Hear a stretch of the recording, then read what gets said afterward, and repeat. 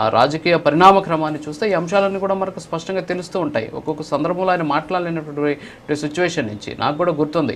నాకు తెలిసి 2009 ఎన్నికలు అనుకుంటాను. అప్పట్లో కుప్పంలో నామినేషన్ వేయడానికి చంద్రబాబు గారి తరపున నేను వచ్చారు. ఈయన అలాగే భువనేశ్వర్ గారు వచ్చినటువంటి పరిస్థితి. సో ఆ సందర్భంలో ఒక ప్రెస్ మీట్లో కొన్ని ప్రశ్నలు అడిగినా కూడా చెప్పలేనటువంటి పరిస్థితిలో ఉన్న నారా లోకేష్ గారిని, ఈ రోజు ఉన్నటువంటి నారా లోకేష్ గారిని నేను చూస్తున్నా. అంటే నేను స్వతహాగా ఫీల్ అయినటువంటి అంశం చెప్తున్నాను.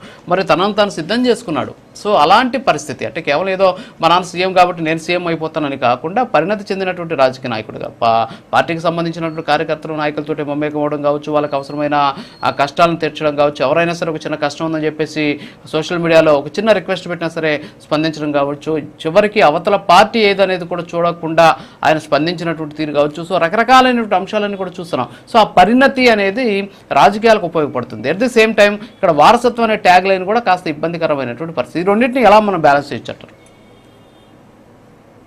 సార్, రాజకీయ వారసత్వానికైతే మాత్రం మా అధినేత పవన్ కళ్యాణ్ గారు కూడా వ్యతిరేకమని నేను చెప్పనండి. ఎందుకంటే ఆయన షీల్డ్ కవర్ సీఎంలను లేకపోతే తండ్రి స్థానంలో తీసుకొచ్చి డైరెక్ట్ గా బిడ్డలను అక్కడ సీఎం గా కూర్చోబెట్టడము ఇలాంటి వాటికి ఆయన వ్యతిరేకిస్తారు తప్ప, కానీ నారా లోకేష్ గారి విషయంలోకి చూస్తే గనక ఆయన మంగళగిరి నియోజకవర్గం నుంచి భారీ మెజారిటీతో నెగ్గినటువంటి వ్యక్తి. అంటే అక్కడ గతంలో ఓడిపోయినప్పుడు ఎలాగ అవహేళన పడ్డారు, తర్వాత అధికమైనటువంటి మెజారిటీతో ఆయన గెలవడం కావచ్చు. తర్వాత మీరే చెప్పారు సార్, ప్రెస్ మీట్ లో మాట్లాడడానికి కూడా వెనకాడేటువంటి వ్యక్తి ఈ రోజు స్టూడెంట్స్ అడుగుతున్నటువంటి క్వశ్చన్స్ చూడొచ్చు.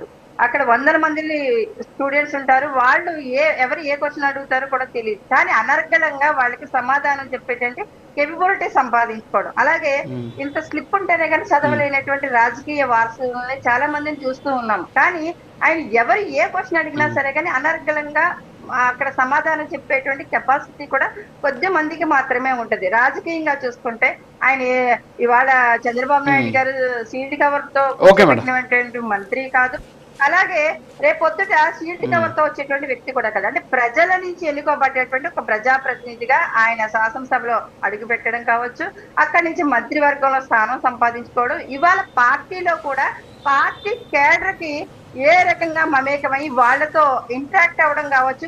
టీడీపీ కార్యకర్తల్లో కూడా కొత్త జోషులు తీసుకొచ్చినటువంటి యువతరం నాయకులు అయితే మాత్రం నారా లోకేష్ గారని ఒప్పుకోవచ్చు. అంటే కష్టపడ్డటువంటి వ్యక్తులకి ఆ స్థానం అంటే రేవంత్ రెడ్డి గారు చూసుకోవచ్చు, చాలా మంది అచ్చెన్నాయుడు గారు,